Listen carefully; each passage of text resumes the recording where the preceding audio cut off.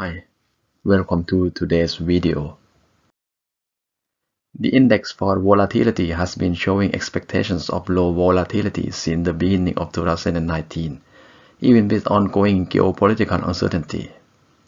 The expectations of low volatility earlier this year can be seen as a result of central banks' changes in their monetary policies and of macroeconomic indicators that have been giving few surprises.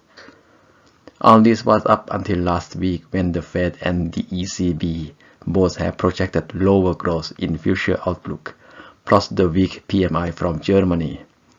The PMI data had given doubt if there were temporary factors that had been slowing the economic's growth.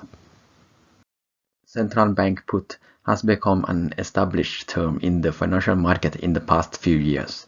Central banks will implement untraditional monetary policy to encourage risk-taking in the financial markets. Weak macroeconomic data had led to positive response from the financial market. Weak data means more expansionary monetary policy from central banks. This doesn't seem to be the case anymore.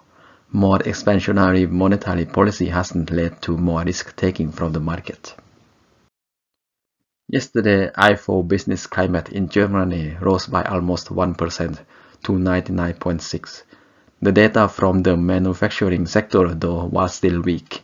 Sub-index for this sector declined for the 7th consecutive month, lowest value in 3 years. This shows that there are still slow growth in the export sector. The sub-index for services and constructions were the main boost in the ifo index. The British Parliament has taken control of Brexit from the British Prime Minister Theresa May. The Parliament will vote over a series of Brexit options on Wednesday and will most likely be over the options of revoking Brexit, a new referendum, and different versions of Brexit. And that's it for today's video.